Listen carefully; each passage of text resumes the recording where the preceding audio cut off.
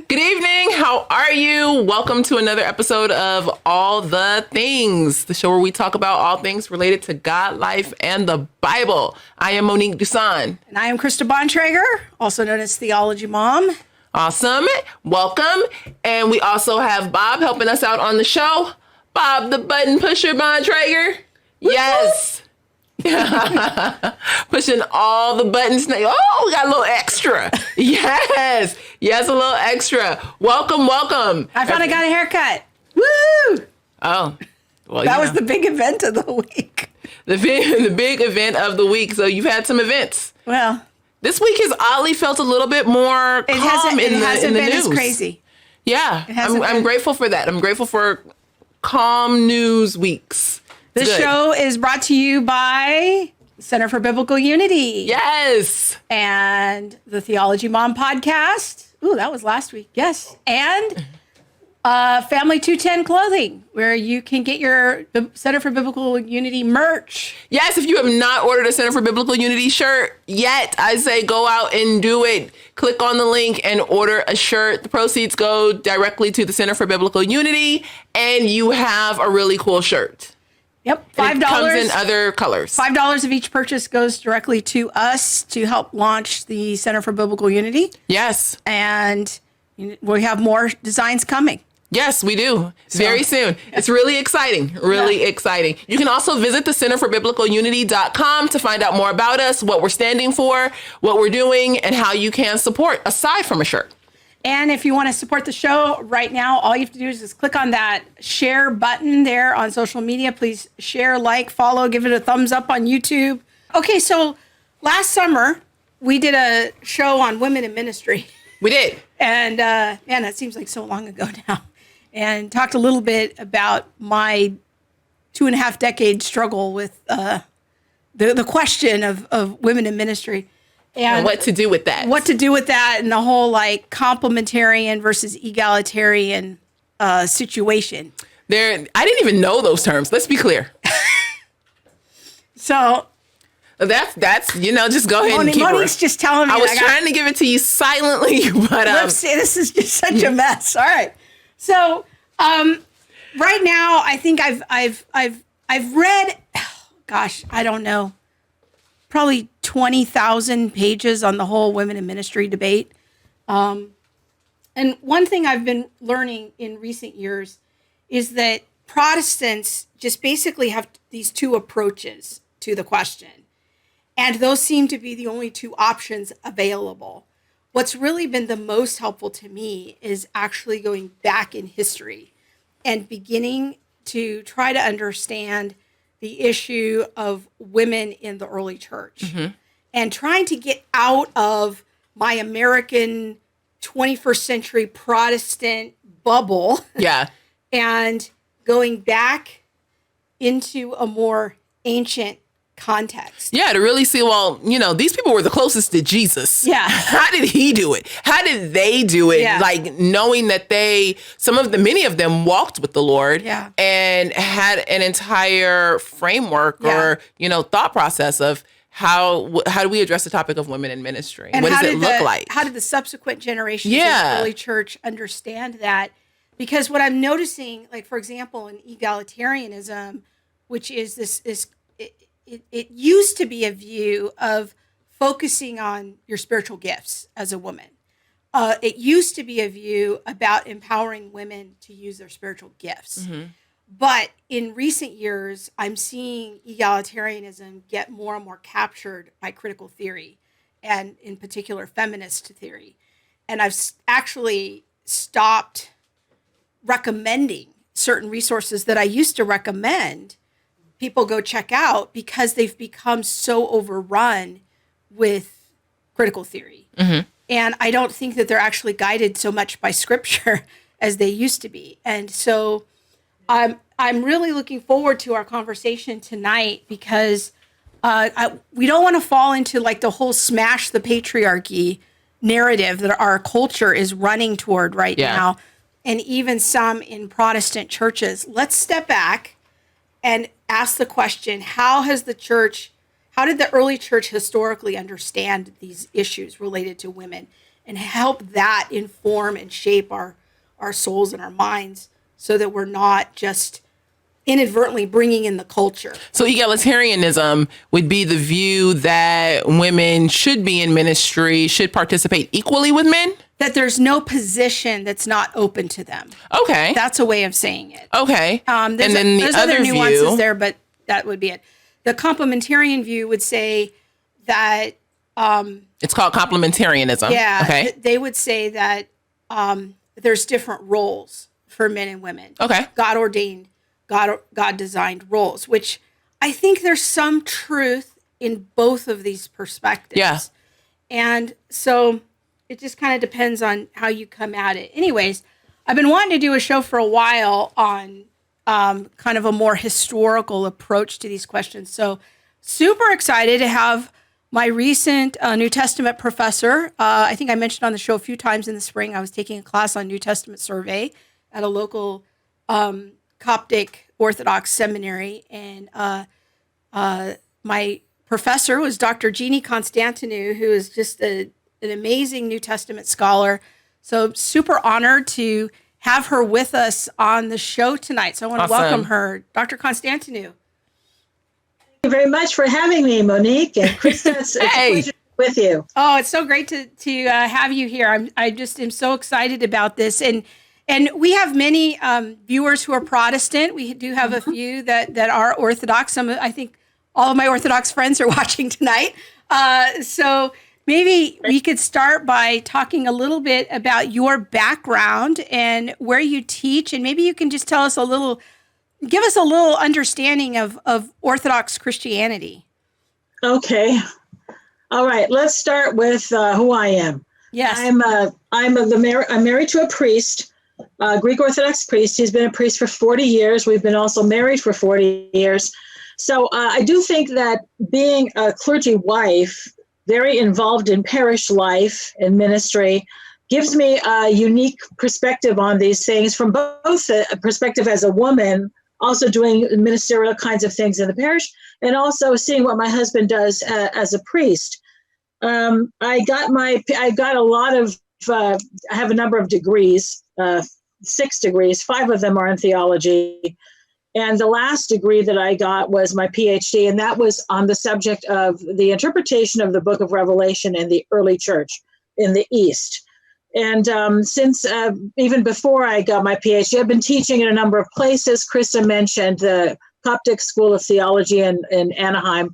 But most of my work is down here in San Diego, where I teach at the University of San Diego, which is a Catholic institution, and also the Franciscan School of Theology, which is another graduate school. But I've taught at UCSD, at community colleges, lots of different venues, also Orthodox schools of theology. So I've had a lot of experience in a diverse sort of a background with people of all kinds of different backgrounds, which has been very enriching. So maybe you could tell us a little bit about your background, because you're Greek Orthodox, and yes. That's going to be new for a lot of our viewers. Many Protestants think that Catholicism and Orthodoxy are the same thing, Right. and they're not. So maybe you can give us about to address that. Okay, Yeah. Let's talk about that. So what is Eastern Orthodoxy or Greek Orthodoxy? First of all, the Orthodox see themselves as being one church, not many churches. There's the Greek Orthodox, the Russian Orthodox, the Finnish Orthodox, the Polish. They operate independently because that's how the early church was. But we see ourselves as one church because we have the same beliefs and the same practices and the same history. So what is that? It's nothing like Roman Catholic, except in a few sort of outward forms. So Protestants are always sort of framing their identity against Roman Catholicism because the Protestant movement grew out of Roman Catholicism. And to tell you the truth, if I had been in Western Europe at that time, I'd probably have been a Protestant too, because a lot of the things that the reformers were objecting to about in Roman Catholicism were wrong. The things that the corruption in the Roman Church and the papacy and things like this.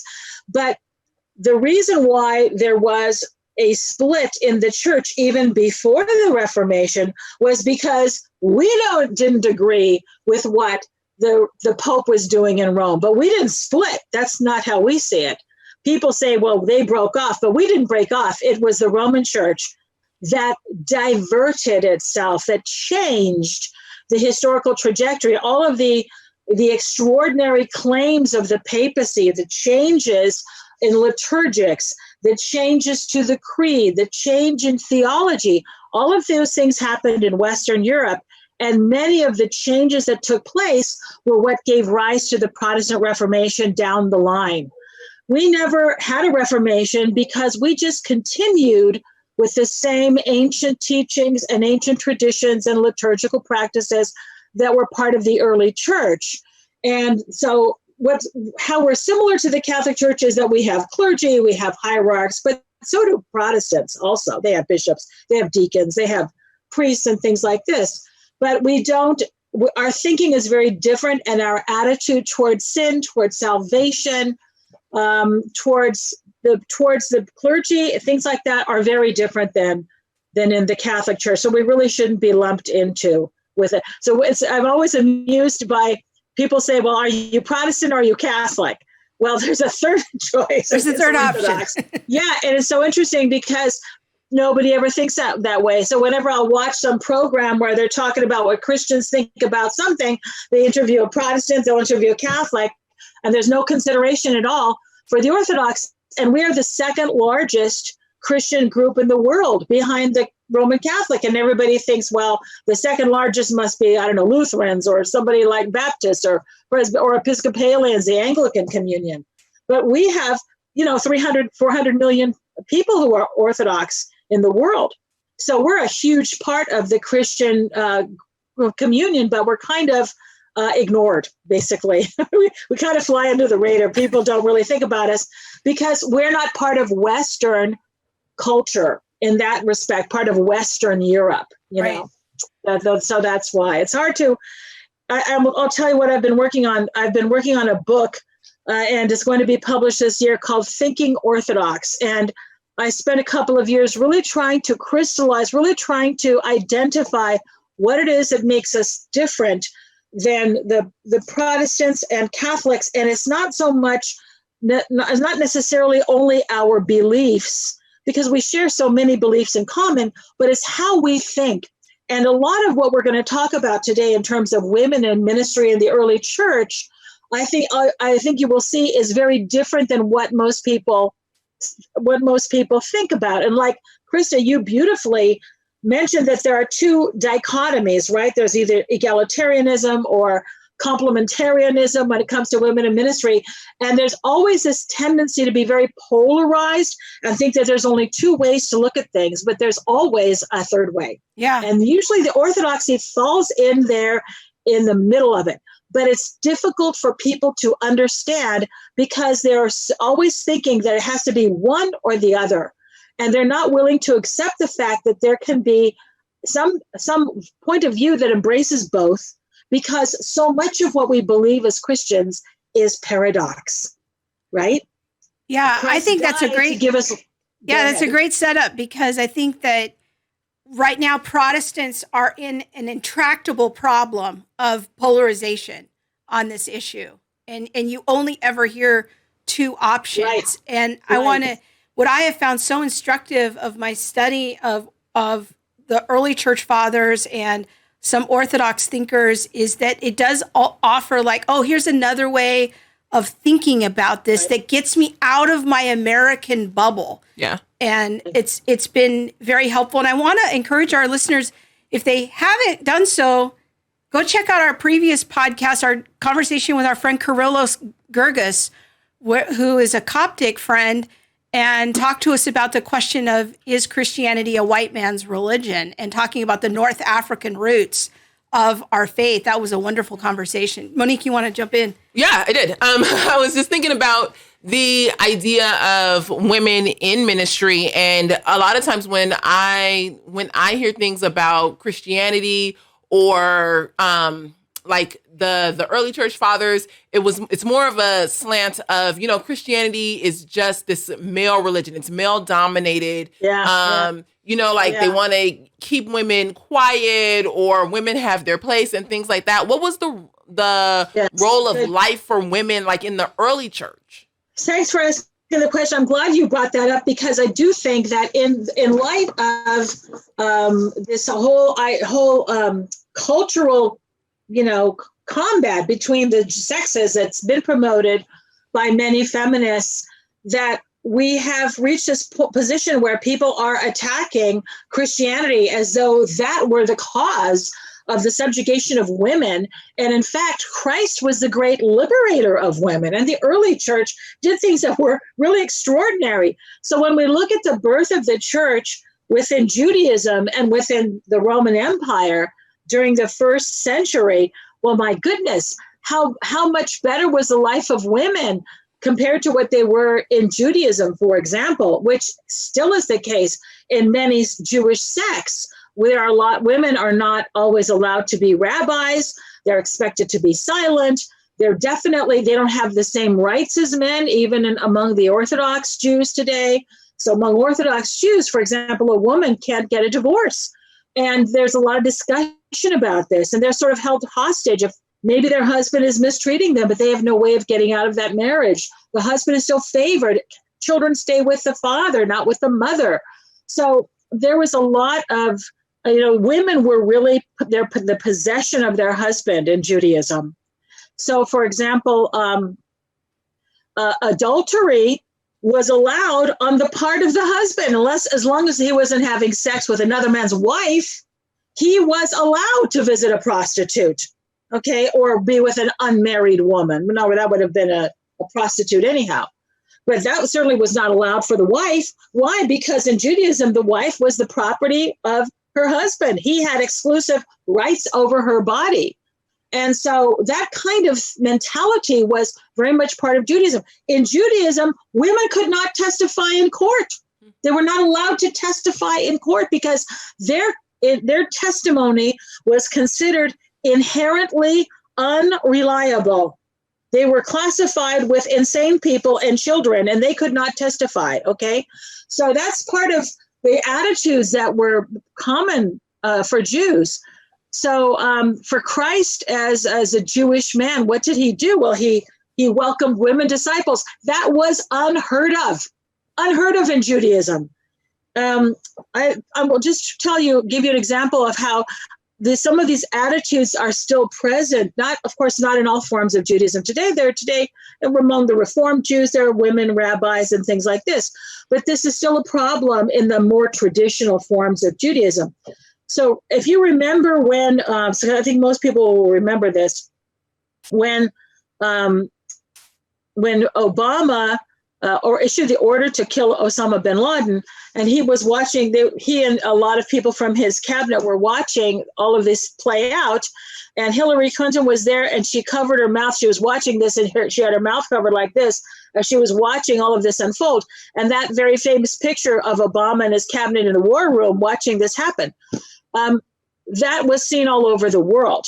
But in Israeli newspapers, or even newspapers in the United States, Jewish newspapers that are in Hebrew, in New York, they took out her picture.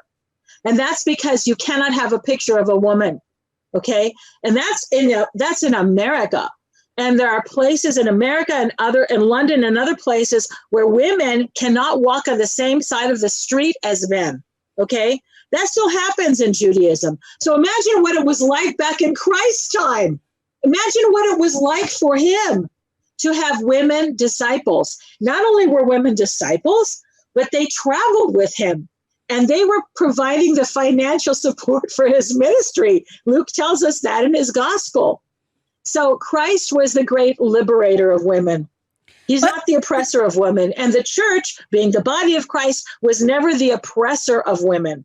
A lot of these notions come through Western Europe, through the heavy clericalism. I hate to say, I don't want to bash the Catholic Church, but the Catholic Church being so dominated by men and by clerics and by bishops and the Pope and all this, it really diminished the involvement not only of women but of lay men as well.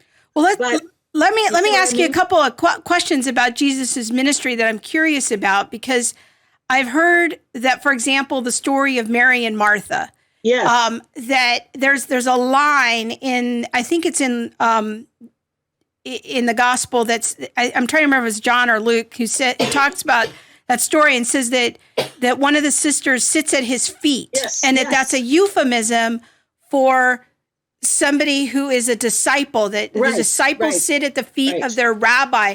Is that consistent with what you understand as well? That is exactly correct. Because teachers always sat. We think of students as sitting and teachers as standing, but it was the reverse. Teachers sat on a stool or a chair. And that's why today at a university, they have the chair of this and the chair of that, because the teacher was the one who occupied the chair. Students sat on the ground.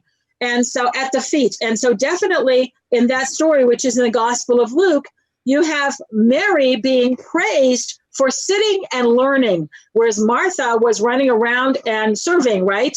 And she objected to the fact that her sister wasn't helping her. But Jesus praised Mary's sitting and learning and said that she has chosen the better part.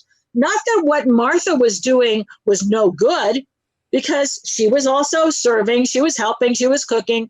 So, but there's a time for that, and then there's a time for listening and learning.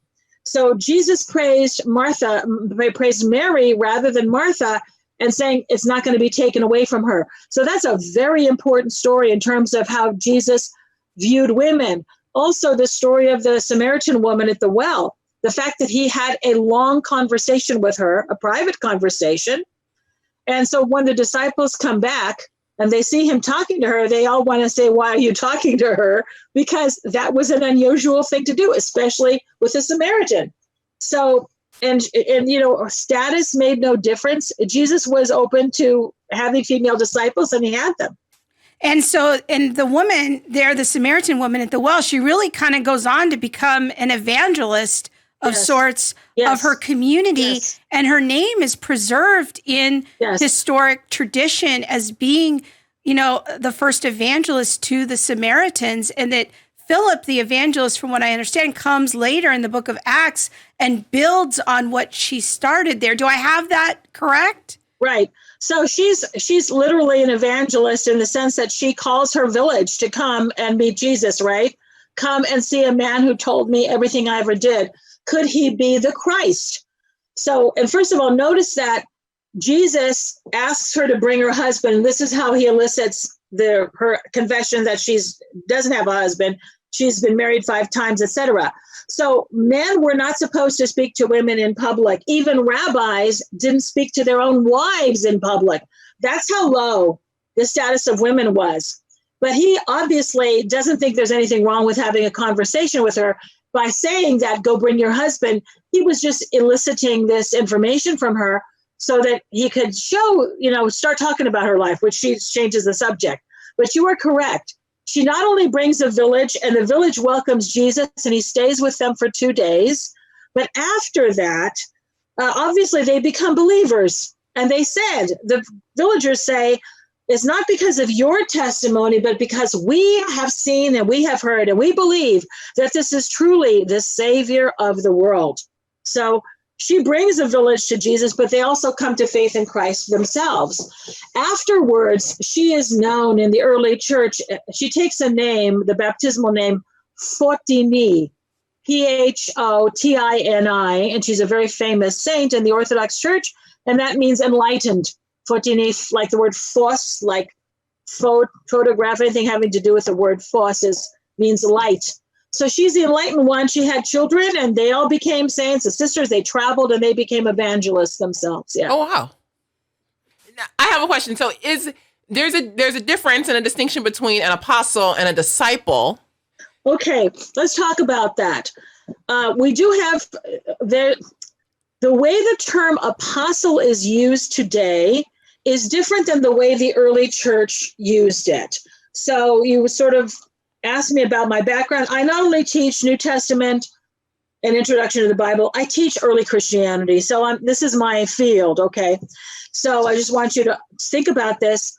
The term disciple is generic. all of us who are Christians, we're all disciples of the Lord, right? Your term is just, disciple is just a learner. So somebody who's a Buddhist is disciple of the Buddha. If you're a Christian, you're a disciple of Jesus Christ.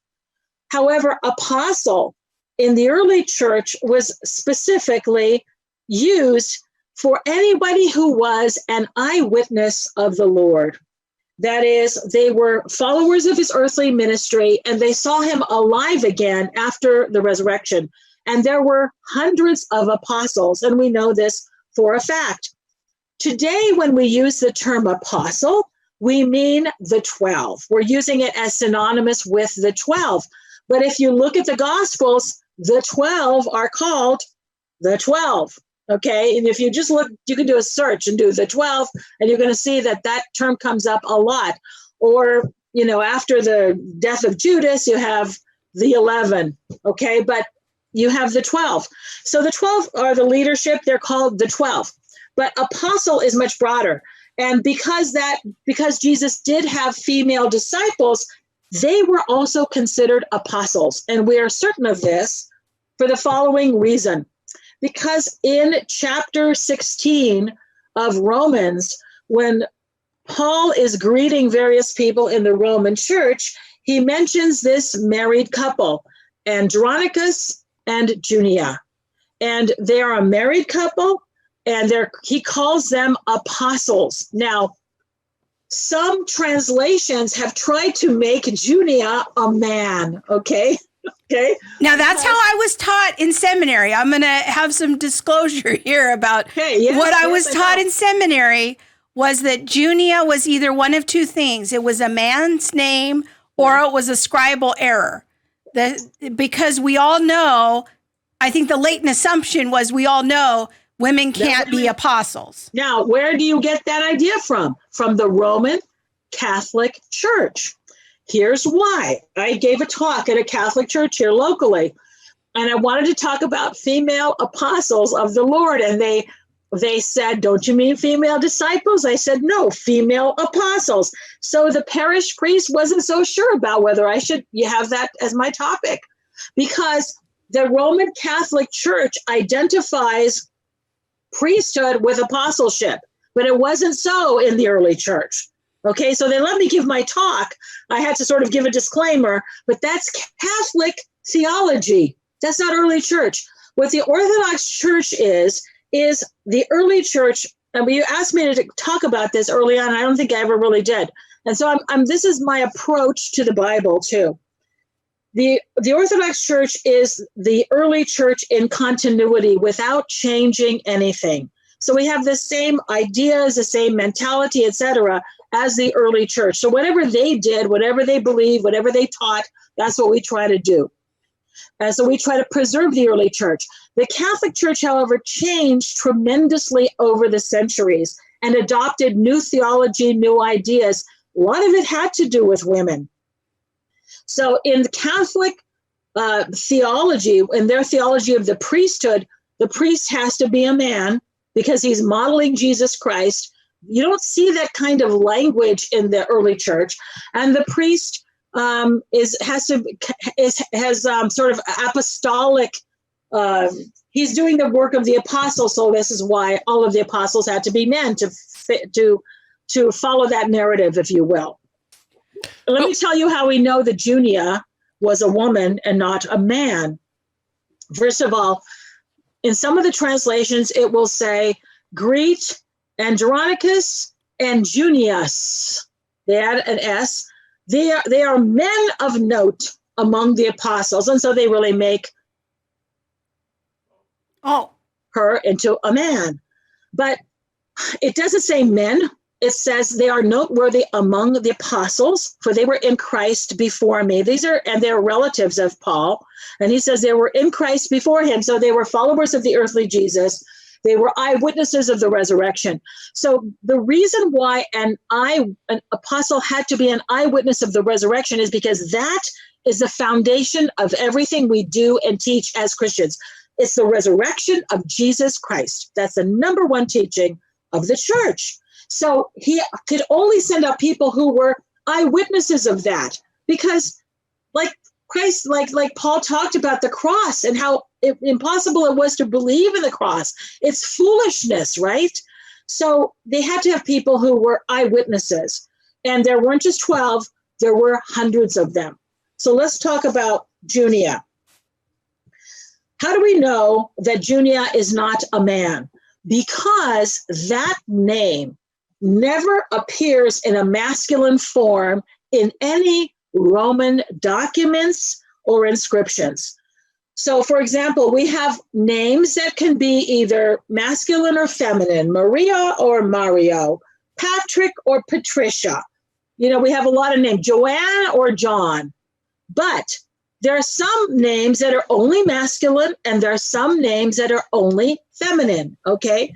So an example of Catherine, okay, is a purely feminine name. You never see a masculine version of the name Catherine, okay?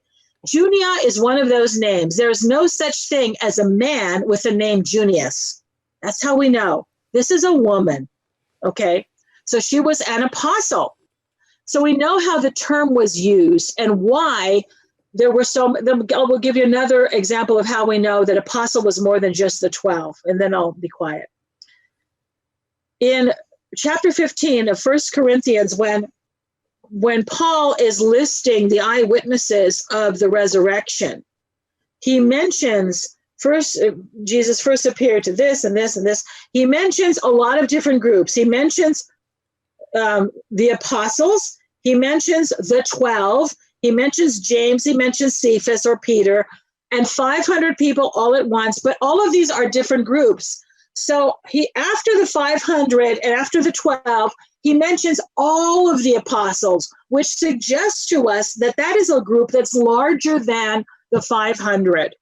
So if you think about it, although we like the sort of romantic notion that only 12 people went out, maybe 13 if we count Paul, went out and spread the gospel, really, that's not exactly true. There were hundreds of apostles who spread the gospel, and some of them were women. That's really helpful and kind of confirms my own study as well. So that's nice to hear. I am wondering, a question I get sometimes that I've never really had a good answer to, I'm wondering your thoughts on is there any significance that the 12 were all men and how that fits into the framework of how Jesus is building his church? Yes.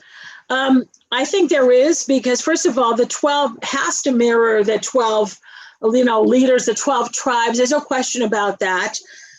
In terms of what it means, I think there is some meaning to the fact that Jesus chose 12 men. He didn't put a woman in there. And that in the early church, even though women did have leadership roles, which is very important, this kind of thing was, as I said, unheard of in Judaism. The fact that women had leadership roles as teachers, as healers, even baptizers, there are stories about that, as prophets, as speakers and deacons and things like this. We definitely see women assuming a wide variety of leadership roles in the church, along with other laymen.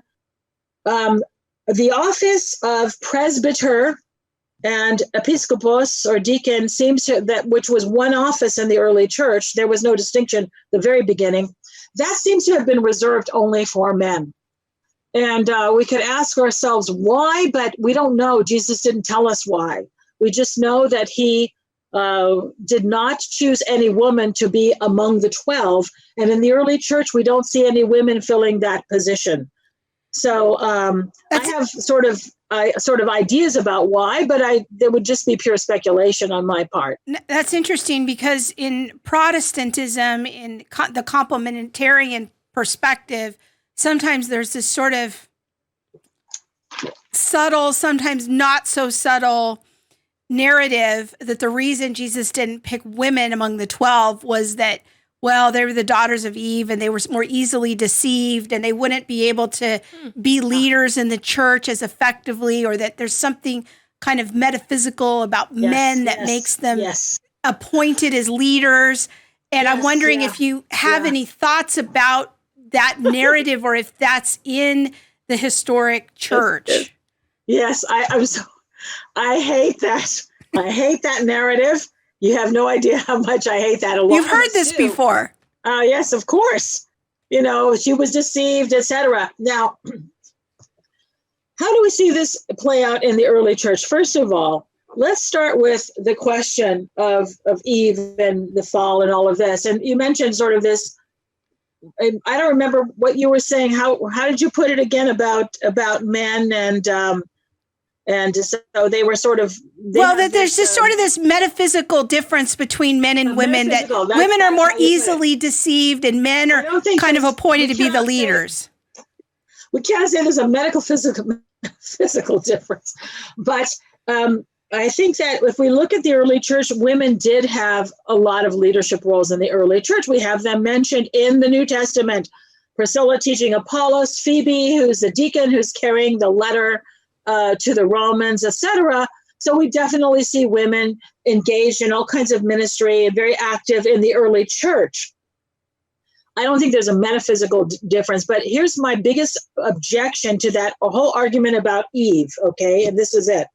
Because without question, we recognize that male and female are created equal, okay? That doesn't mean they're the same.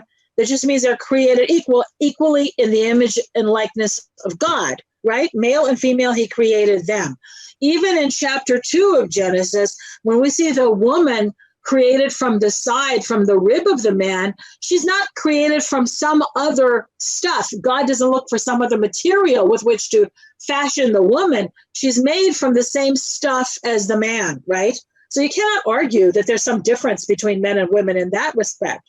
However, that doesn't mean that we have identical roles, right? In society, in marriage, we obviously, women being the ones who give birth to babies, end up having a different kind of a role most of the time. But that doesn't have anything to do with a metaphysical difference. It's partly nature, partly certainly given to us by God as a gift in many ways. But that doesn't mean that we are confined to that or that we must assume that role.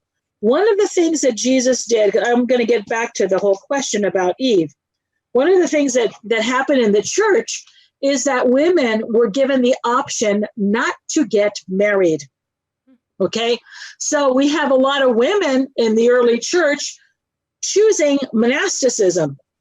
And while that might sound to a lot of us, me included, like not such a great choice, do I want to become a nun or do I want to get married? But let's remember that was at least an option.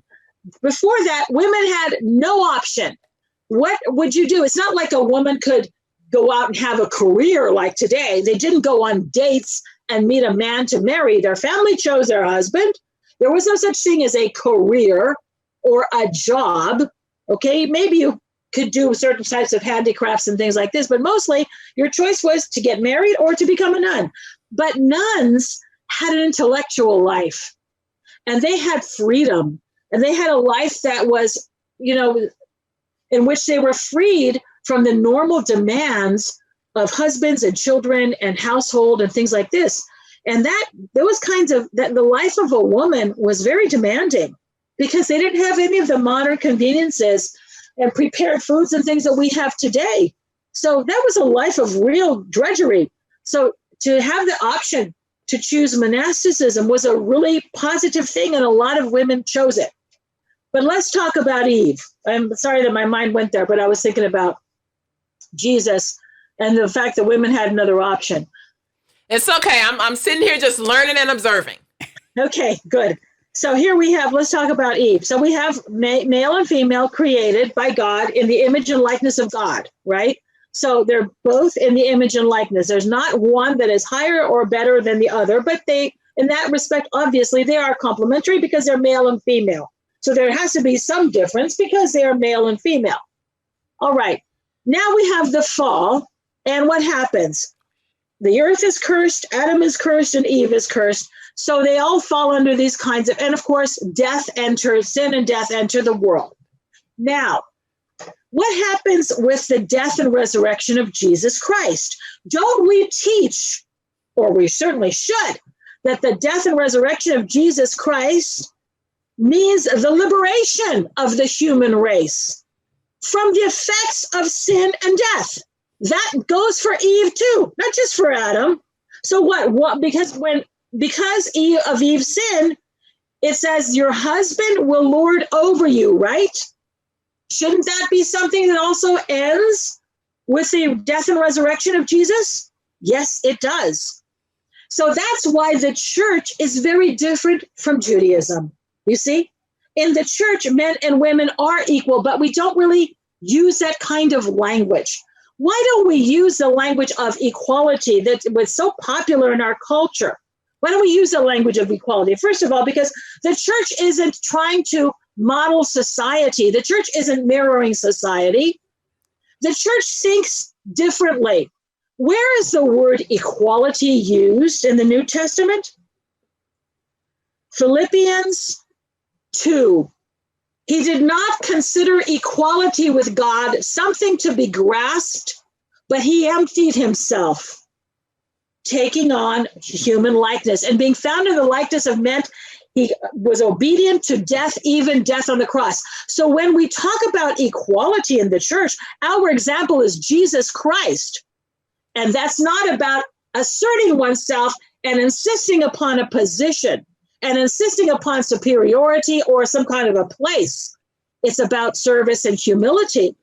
So that's why the church doesn't talk and insist upon equality, but it does recognize that in the body of Christ, men and women have the same roles. You can both be a hand, you can be a foot, you can be an eye, you can be a whatever, except for the one thing that I mentioned, which is the presbyterate and the episcopacy in the early church. Other than that, they have the same exact roles. They're monastics, they're teachers, chanters, preachers, exorcists, healers, and other things too, deacons, etc. So yeah, go ahead, finish. So my point is that you cannot sit there and tell us that because of Eve, we are to be subject to men for the rest of time. Otherwise, you're denying the resurrection of Jesus Christ, right? Yeah. Or it only happened for men. It didn't happen for women. That's a great point. I'm wondering, do you want to jump in? Go ahead. All right. I'm wondering then, kind of as we move in the generations after the apostles, what happens to women in the church? Do they continue to play the same role, or as the church becomes more structured and organized, do those roles shift a bit?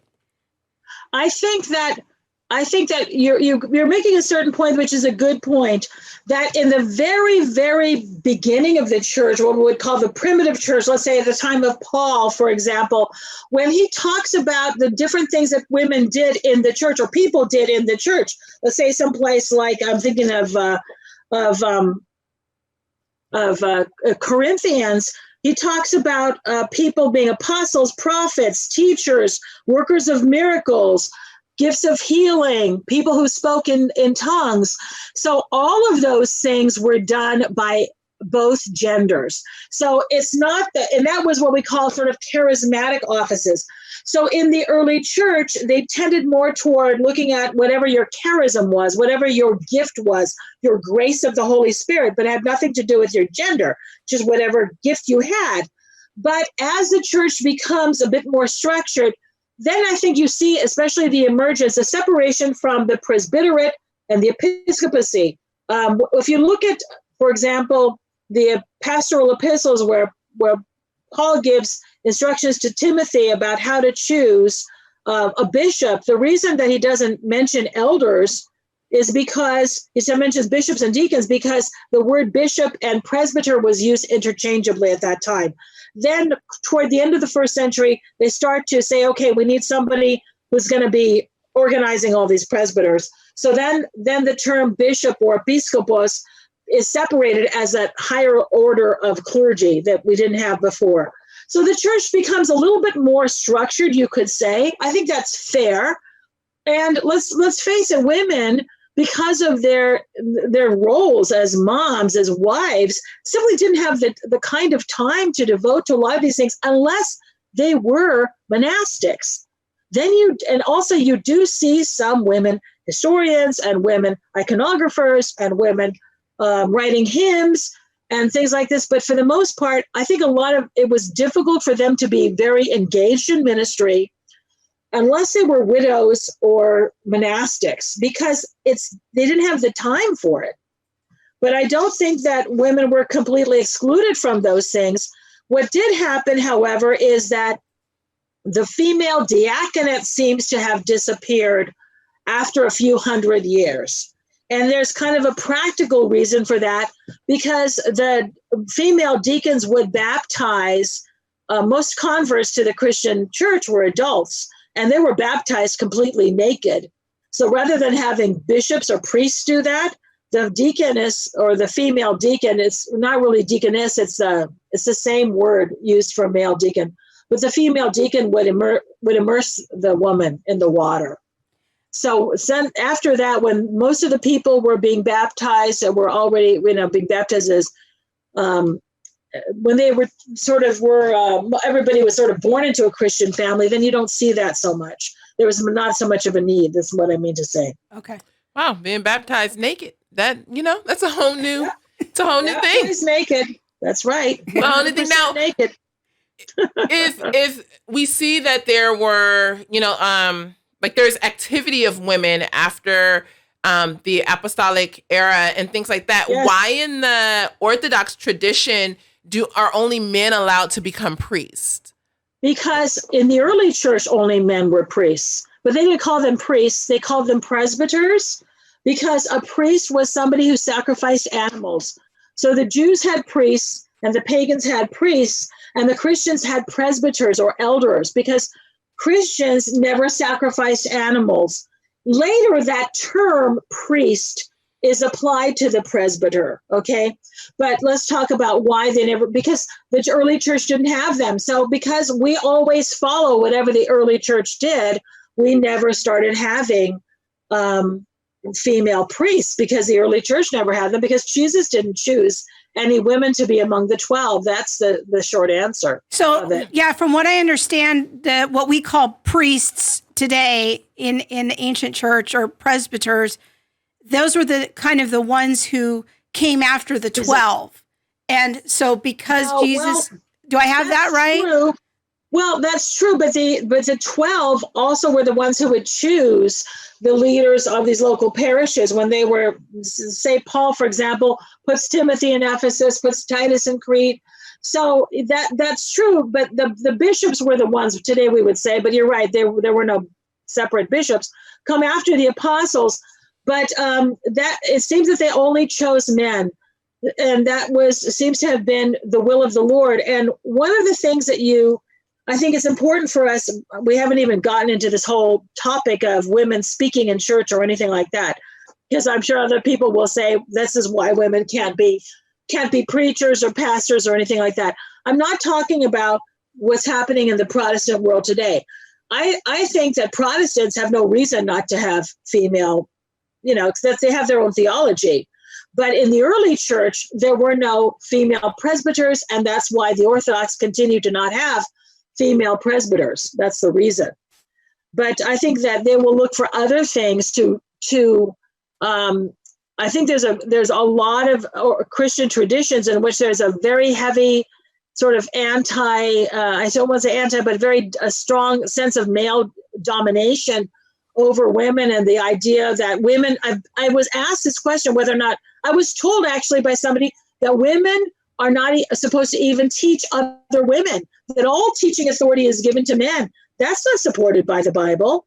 Women, the whole thing about women being silent in church, even that wasn't followed. In other words, the interpretation of that is wrong. This is right. What I'm trying to say. Yeah, I think that one thing that's been helpful for me to understand is kind of the office of deacon in the early church was something that was open to women, and early on it was a very kind of broad title for a lot of different things that could fall under that umbrella. And women, yes. And so there was a lot of flexibility there, but as the church grew and became more structured, now I know my Coptic friend tells me that the female diaconate is still a thing in the Coptic church for the most part, but other areas of Orthodoxy that's sort of waned. So I think that what the way they use that term in the Coptic tradition is more akin to teacher,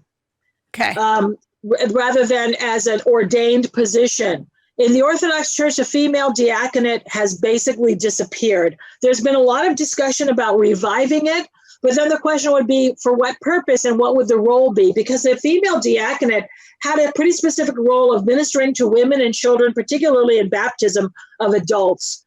So since that's really not an issue so much anymore, and even with adult converts, we don't baptize them naked anymore. That was the early church. That's one concession we've made. But I don't think that they still have the female diaconate in that sense of an ordained position even in the Coptic church anymore. Okay. All right. None of the Orthodox do. But they call them deacons, or they'll call them, they're more like a teaching ministry. But you're right that I think what we have to look at is what was open to women in the early church. And I would like to discuss this issue, if you're willing, about the injunctions that Paul gives about women being silent in church. Sure. Yeah. Yes, because there's a comment on one of our feeds about that. Okay. So where do we see this? We see this, of course, in 1 Corinthians in chapter 14. Now, how are we to understand that? How do we interpret that? Because one of the important things that we must do in biblical studies is to remember the context of a statement, in which we don't just pluck verses out of the Bible and just take them as absolutes without considering the context. So in chapter 14, he says that women must be silent in church, and if they want to ask their husbands something, let them ask them at home. So people have used that to say that women cannot be preachers, they cannot teach, and they have to just be quiet in church. What their job is to do is to just be quiet, okay? Well, how can that be a correct interpretation of that verse? When earlier, St. Paul was saying that when a woman prophesies, she should cover her head, right? So obviously they're giving prophecy in church. And even earlier in chapter 14, he's talking here about proper behavior in the worship service. That is the context of that statement. Okay, and I will tell you that he says, listen, when you come together, each one, not just a man, each one has a hymn, a lesson. I'm in 1 Corinthians 14, verse 26. A tongue and interpretation.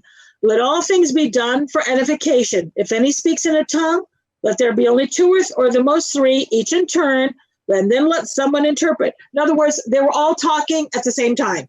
So there was chaos. So in a large portion of 1 Corinthians is about making sure that the worship service is done orderly and that people are reverent.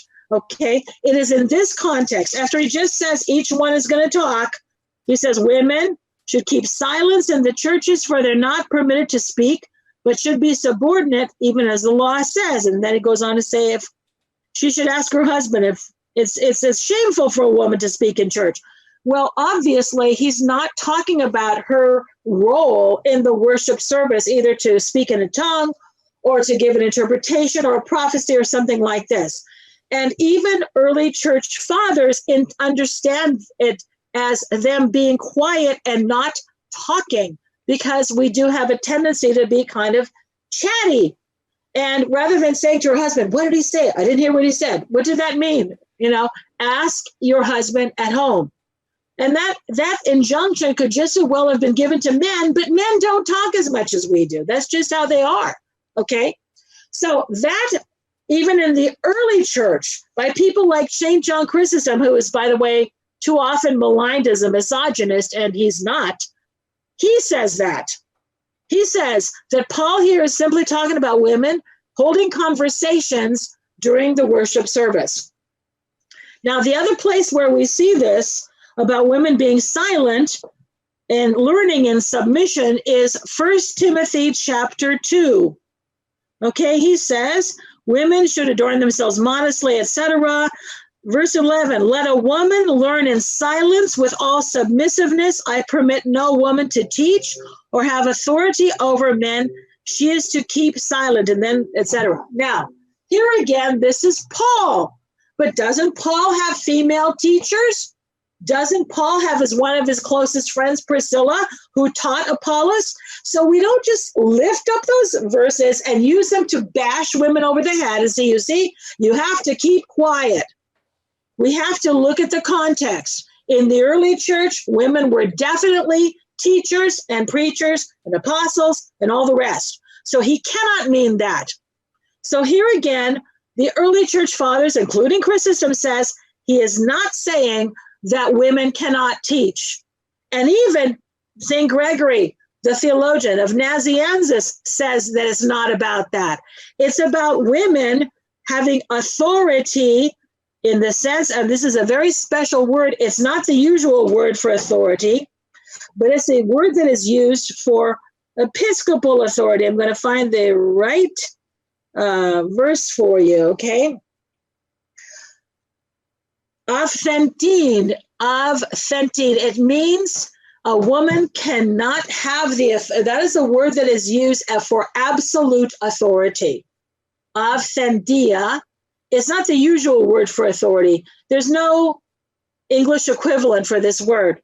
So when Paul says a woman cannot have authentia over a man, he means absolute authority, and that's the authority of the episcopacy, the authority of God, etc. That word is used very, very rarely. Okay, so she can teach. She can even teach her own husband. Okay, she can teach men. There's nothing to limit women to that. So this is a misinterpretation of this verse, not considering the historical context and how that verse was understood in the early church. Okay? That's very helpful. I wish I had learned that 25 years ago. It would have saved me a lot of grief. Okay. Monique's going to read through some of the comments. So we're getting on one of our Facebook feeds. There's a couple of questions here. Yes. Actually, I'm not sure if this is more of a question or a comment, but it says, Rebecca Lynn says, I do believe women have an incredibly important role in the church, even as teachers, insofar as teaching women and children or outside of the pastoral role. But my main reason for shying away from personally approving of women serving specifically in the role of pastor elder is the vast majorities of those who are leading in this role are also showing great lack of discernment or wholly deceived. I understand some aren't, but in my experiences, it's the exception, not the rule, that we should take note of. It's humbling ourselves to God's will, not our own. And then she says, just look to the fruit. It always tells the truth. The fruit of women who consider a man's special role in the home or church as lording over women is wrought with rotten fruit. But to see both roles as equally important and yet vitally different, and both in submission to Christ, respectively, leads to an abundance of good fruit. And that reminds me of what you said earlier, in that in Protestantism right now, with all of the different streams and veins and progressive Christianity and things like that, perhaps it is better that women aren't necessarily teaching right now. Was that your position? No. Okay, because I misunderstood. I misunderstood completely. Yeah. Okay. Thank you for asking the question, Rebecca. I understand what you're saying, and I personally, but I'm speaking as an Orthodox Christian. I'm not in favor of a female priest in the Orthodox Church. That's because we have never done that. Okay. We are just following the tradition of the ancient church. I think there are reasons why women weren't called to that by Christ, but I believe that was his decision. And yes, we humbly accept what Christ decided. Now, however, among the many, many myriads of forms of Christianity, especially in the Protestant world, there are a lot of female leaders. And obviously, because there are so many different forms of Protestantism, if somebody doesn't agree with that, they wouldn't necessarily have to have a female, pastor if they don't agree with that. But I do agree with you, Rebecca, that we are equally important as men, and yet we are not called to have the same exact role. However, in the early church, women were called and allowed to ministry and allowed to teach. But it's a charism. It's a gift of the Spirit, and you have to be trained. You can't just get up there and start preaching. And there are a lot of people who do that. There are a lot of Protestant churches where the pastor doesn't have to have any knowledge, real knowledge about the Bible, right, or any training in pastoral direction. And this is disastrous. It is. So, I don't know that it has so much to do with the gender as to do with whether or not the man has the right character, is prepared theologically. I mean, people get up and they say whatever comes off the top of their head, and they feel like the Holy Spirit is speaking through them. And you can be equally deceived as a man, not just as a woman. I think that's a really good word. We did a show last summer with a friend of the ministry that we did a whole show on the lack of seminary education among many Protestant and especially non-denominational trends right now in Protestantism. We are very troubled by this because we think that this is a major problem for why so many churches are drifting into more progressive theology, because their pastors are not being properly grounded in the historic Christian faith. There's no foundation. You're right. It's not just progressive theology, but heresy. Yes. Okay. Because if you think that you can just start talking about the Bible, listen, we can all do certain things as teachers, and we should teach our children Bible stories, tell our children about Jesus, tell Bible stories. That's fine. But when you start talking about difficult issues in the Bible, when you start talking about theology, you've got to have some education. Nobody would hang up a shingle. They wouldn't be allowed to, as a lawyer, and guide people through the intricacies of the law without having training or medicine or anything else. Why would somebody think that they're qualified to direct a person's life in terms of their salvation with virtually no training or education at all? And there's a lot of pride. There's a lot of arrogance. Well, the Holy Spirit called me and told me to be a preacher. Well, that's great. Go to seminary, learn something before you endeavor to teach other people. Okay, even Paul talks against that. He talks against a new convert being put in a position of authority in a church. Okay, so rack that clip. We're going to make that into a clip. That was great. Okay, Monique's got another question. The next one is, can you explain the requirements of a deacon? It only mentions men. Okay. Well, the requirements that Paul has for a deacon, he only mentions men, but I think that the same things would apply. If you look at the kinds of things that Paul talks about, he's talking about character. A deacon can only, and also a presbyter or a bishop, can only have been married once. They have to have a good character. They have to have good families, etc. So it's all a matter of choosing a person with good character. That was the requirement in the early church, and that must have applied to women as well. Very good. Do you have any more questions? I'm looking. Because I got one more question when we're at the very end. Let's see. Wait. Jeremy has one. He said, are there many Orthodox folks? And I know you hit on this globally, but are there many Orthodox folks in America? And do you know about how many? Yes, we're still a minority in America with several million, maybe 4 million, 3 million. We're still a minority in the United States. But there are Orthodox churches in every city, practically, certainly all the major cities. And in most places will have an Orthodox church. And so we're here, but we're still not very well known.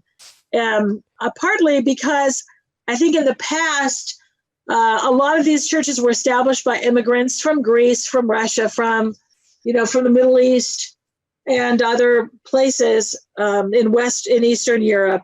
So, and, Bulgaria, places like this. So they tended to be ethnic, and some parishes are still very ethnic, but there are a lot of parishes that have all English or have very high percentage of people who are converts who don't come from any particular ethnic group. And you don't have to come from a particular ethnic group to be a part of the Orthodox Church. You might, if you're interested in that, you could go and see what Orthodox churches are in your area and try different ones and see if you can find one where you feel comfortable. Most of them are pretty welcoming. Awesome.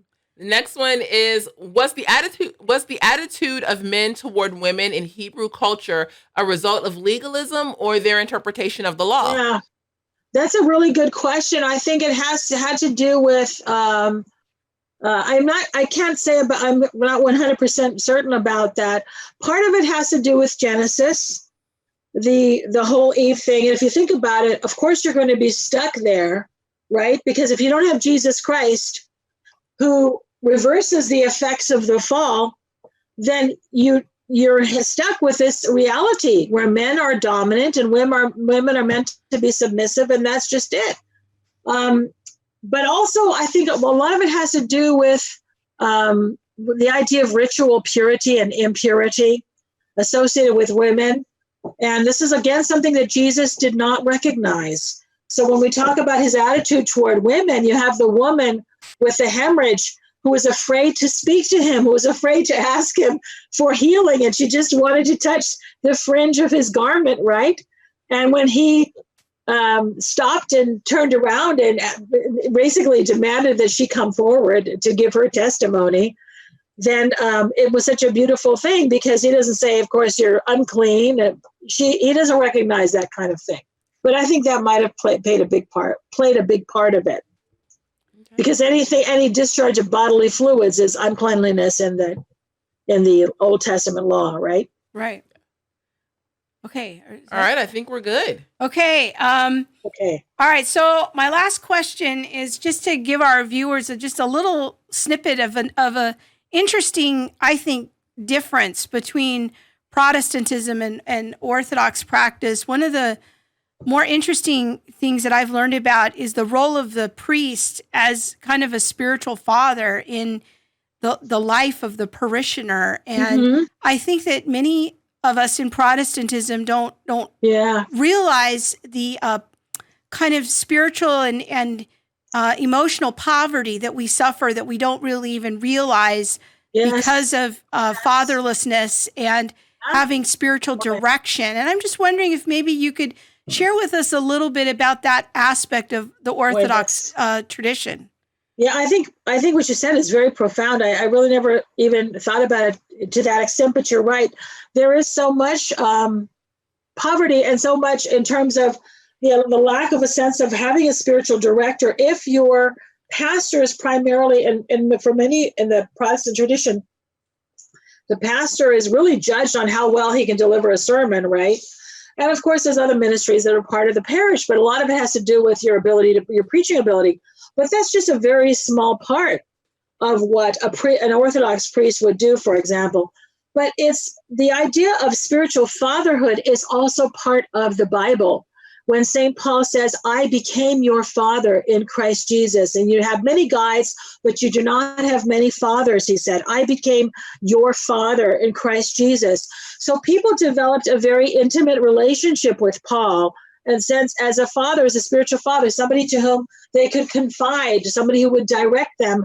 And so much of the spiritual life really does require an experienced person who will guide you and somebody that you can talk to. And I love the way you put your question, because so often today there are so many people who are really struggling and they don't know where to turn, and they have psychological issues. Sometimes there are family problems, marriage problems.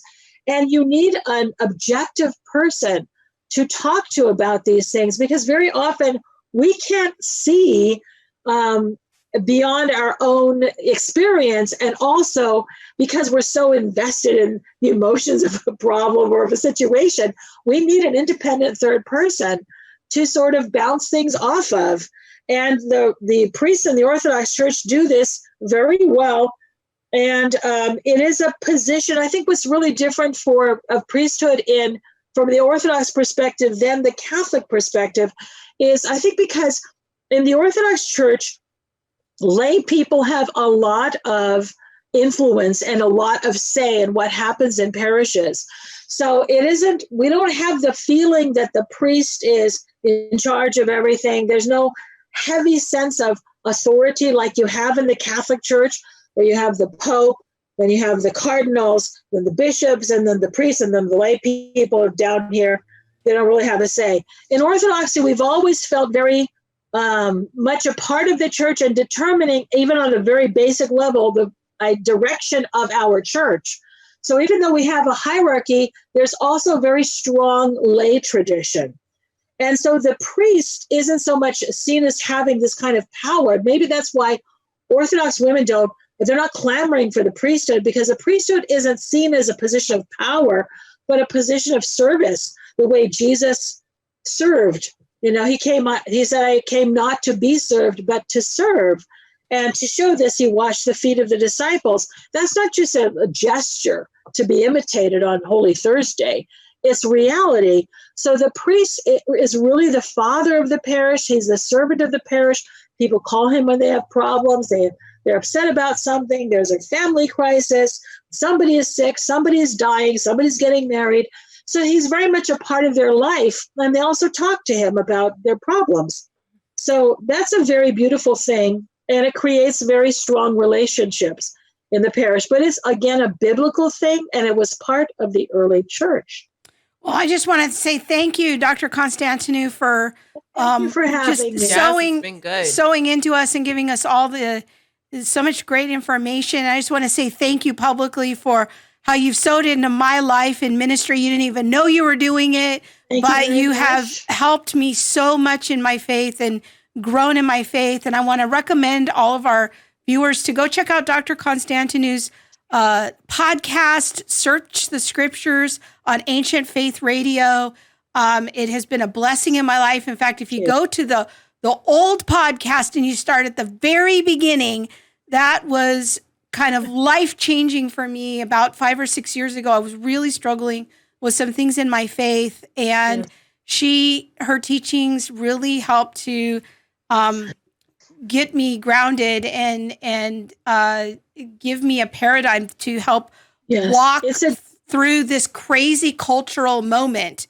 And the things that I share on my channel and the things that we share here together on the show she has had a huge part in shaping that for me. And so in effect, reaching thousands of people through this podcast in helping to ground me in the faith through the historic Christian worldview and asking questions and just extending my education. I just want to say publicly, thank you, Dr. Constantinou. Thank you so much, Krista. I really appreciate that. And it's not so much my teachings. It's what like what you said, the historic ancient church. What did the early church believe, teach? How do they behave?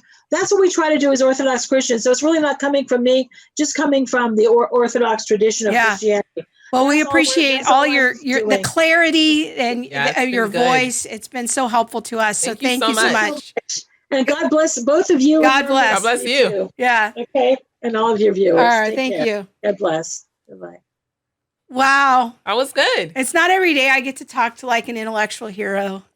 I'm such a fan. Okay. I'm really just, okay. I learned a lot. That was really good. I did too, actually. And it was really good. We're going to have to rack a few of those clips. So, hopefully everyone enjoyed that. It's just a little different perspective than the whole a lot of comments that are women saying, in ministry. I learned so much this evening. If we missed your comment, I'm sorry. If we missed your question, I'm sorry. We tried to get them in. Tried to get them all in and also be aware of time. But thank you so much for all the comments of people learning so much. It's awesome. Yeah. It's always a goal to be informative. Okay, so we got a few minutes left. You did a thing this week. You made a blog post. I did. About Black Lives Matter. Mm-hmm. So, I do believe they do. Yeah, really 3 do. reasons why Christians should not support Black Lives Matter. So got a lot of shares, got a lot of action. Yeah, I think it's somewhere around 200 shares, something like that. It's crazy. Yeah. It's a little crazy. So maybe you could just kind of, I think the big question that people gave us in response to your article, because your article is mostly focused on the Black Lives Matter, the organization. Mm-hmm. And the one of the big questions people had about it was, can I support the idea of Black Lives Matter while not supporting the organization itself? Sure. I just don't know that you can use the hashtag. Okay. Because I think it's conflated. I think they're one and the same at this point. And we don't want, or at least this is my take. I'm going to say, I'm not speaking for everybody. You're not speaking for everybody on the planet. I'm not. But I wouldn't want to use a hashtag that would potentially mislead someone or potentially think, here I am as a Christian leader in some regards, and I have this hashtag of Black Lives Matter, and now people think, well, it's okay to adopt their philosophies because they don't understand the difference between the hashtag and the actual movement. And some people are posting the hashtag because of the movement. To me, it just gets too gray. We watched an interesting video this week together by one of the founders of Black Lives Matter movement, and it's on the Real News Network, which seems to be a fairly progressive channel. Yeah. And if people go there, they can search for this video. It's on the history of the Black Lives Matter movement. They interview one of the founders. It was founded by 3 women. Yeah. I didn't know this. And 2 of them would self-identify as being queer. Yeah. And she states quite explicitly in that interview that their purpose is for the hashtag is to have it not be adulterated. That it's very much, they want their movement and the organization to be tied to the hashtag. Yes. They do not want it to be hijacked or changed. Basically what they're saying is, I said what I said. Like that little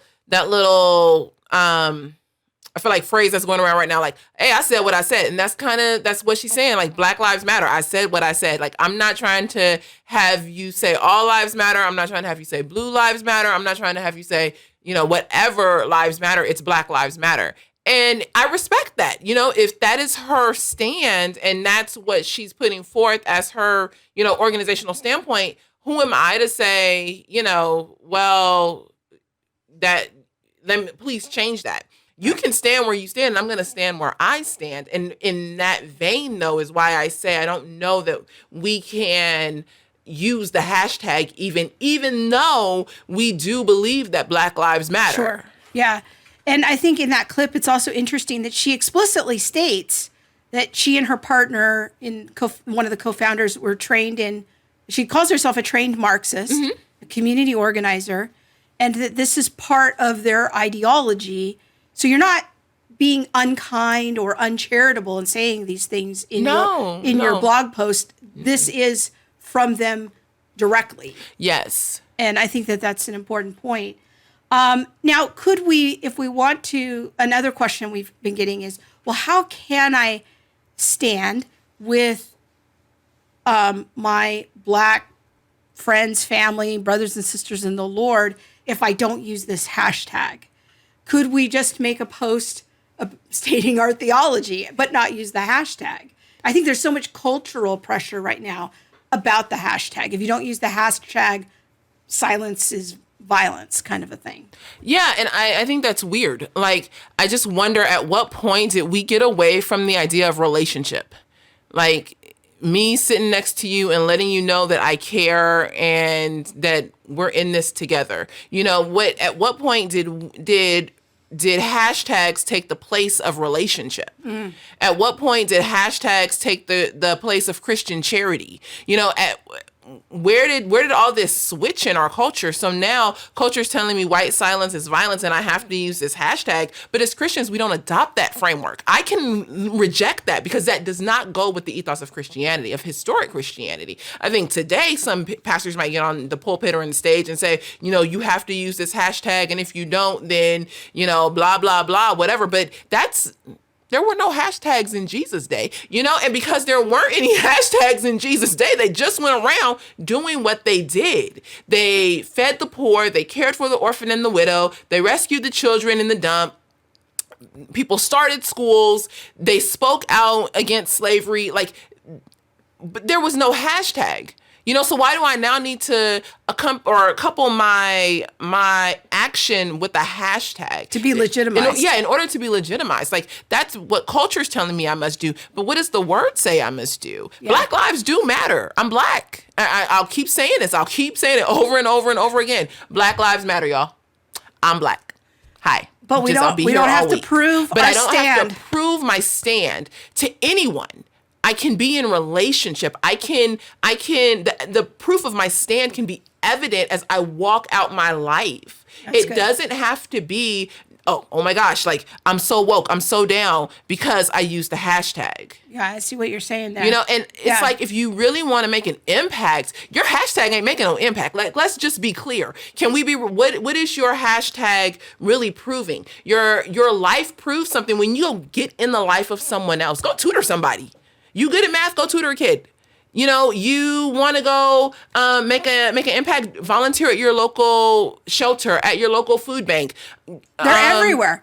Mentor somebody. Yeah. Teach budgeting, you know, in the inner city if that's a need. Like, find out what are the needs within your community and do that. Because your hashtag, hello, is just being seen on social media. And in reality, what you're doing is just making a social media stand.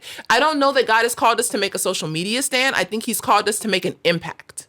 And that is in the real world. And see, here I come. I'm just getting, Justin, get out the fan. I'm on where's our fans? Sermon. Jeremy, yes. Yes, we got the fans. Yes. It shouldn't be this hard. Just love everyone. Yes. You know, and Annette, it shouldn't be this hard, but the word love has been hijacked too. You know, love is synonymous right now with approval, you know, and saying yes. Sometimes I love you and I'm going to say no. Yeah. You know, so we have to be careful even with these words and how we're defining things. But y'all, don't get tripped up on this social media train. Like, I gotta do this, and if I don't do this, then I'm being violent. And if I don't do this, then, you know, people aren't going to approve me. People might cancel you. Like, let's just be real. But what is the stand that you're gonna take? Are you gonna still go out and make an impact whether you're canceled or not? Because your hashtag ain't doing nothing. Okay, another question. That's rough. Maybe I shouldn't have said it like that. No, that's good. Sorry. All right.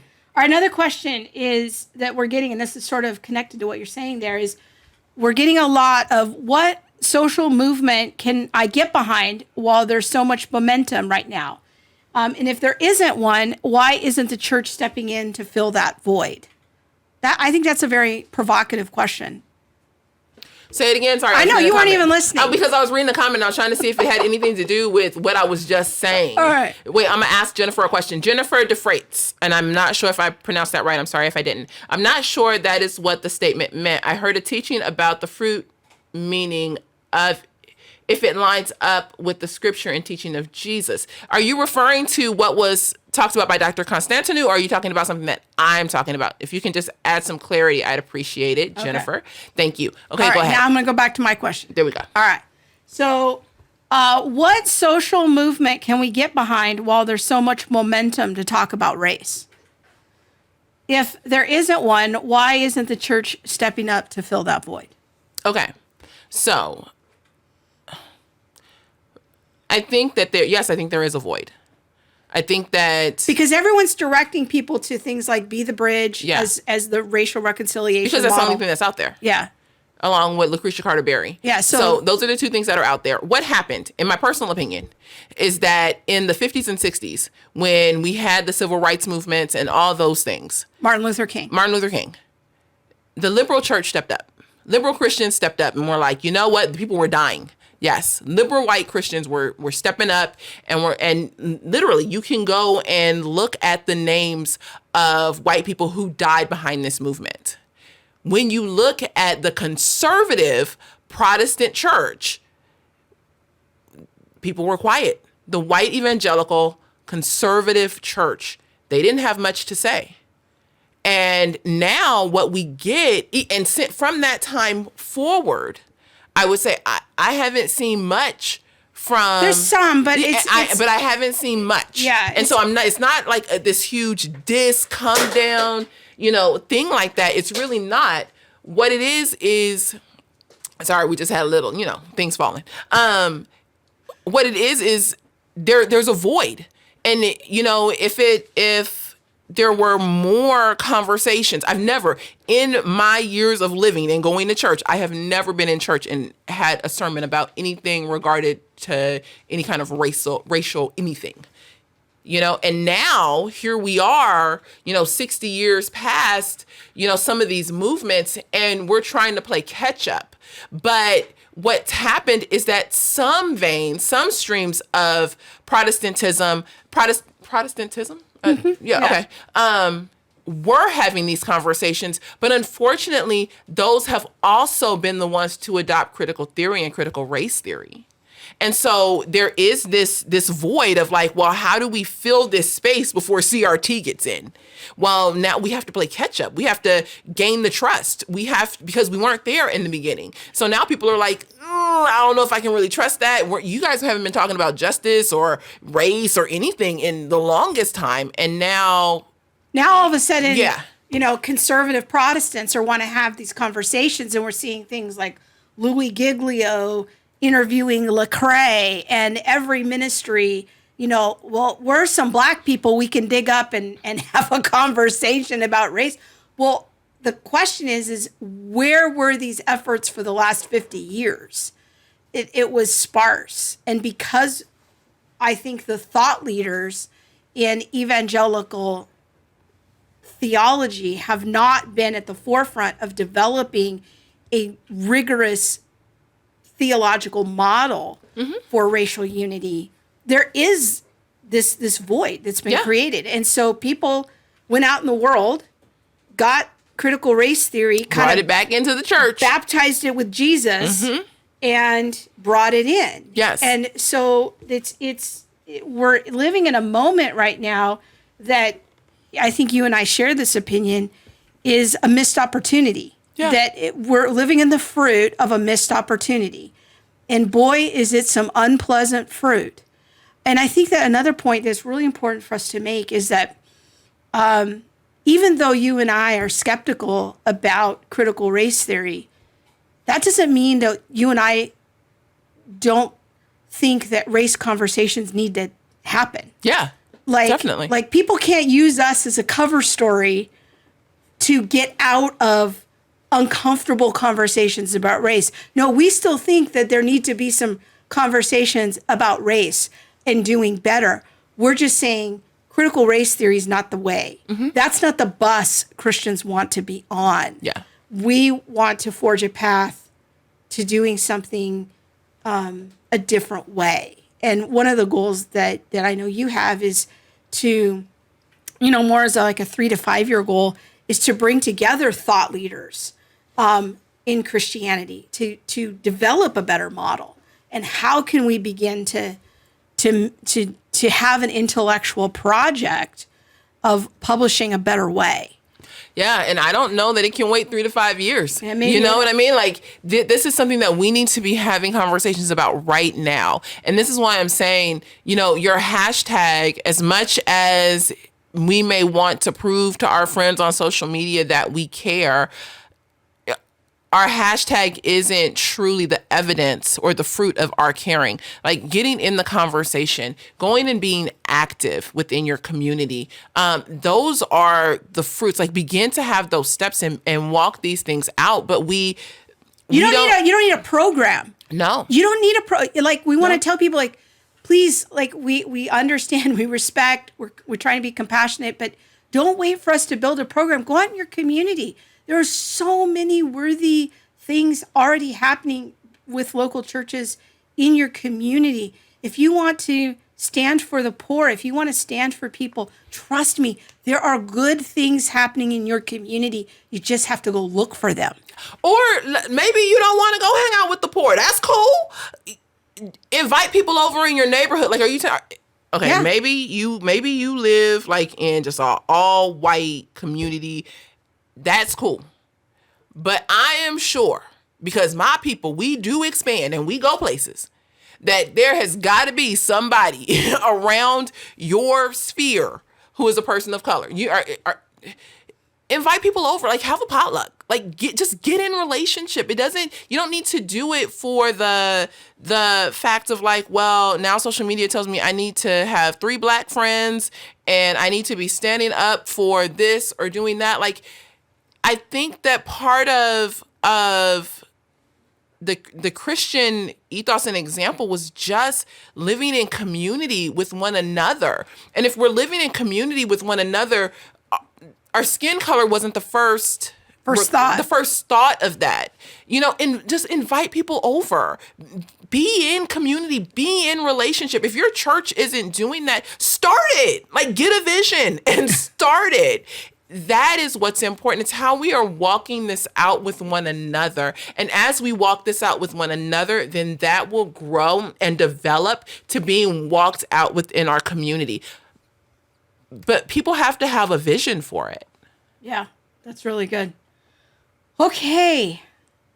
I think we finally reached the end. I think so. All right. Well, we hope you enjoyed the show tonight and that you found it educational and helpful. We want to encourage you to share the show and be sure to check out Center for Biblical Unity. You can follow them on Facebook, my page, Theology Mom. Yes. And all the things show. We want to thank you for watching tonight. And we do look forward to continuing the conversation next week. We're having on Dr. Thaddeus Williams. He wrote a book called Confronting Injustice Without Compromising Truth. And I also contributed a little bit. I was excited about that. He is a professor at Biola. He teaches in the Bible department, and he talks a lot about social justice. And I'm really excited about that because he looks at social justice from a Christian perspective. Like, everything that people are calling justice issues right now aren't really justice issues. And everything that people are saying should be social justice is not a biblical ideal for social justice. So getting into some of those conversations of, how do we do this and not compromise our truth? Very good. Looking forward to it. We will see you on social media. We do thank you for watching. Be sure to share the show. Thank you so much for watching. Good night and God bless. Bye.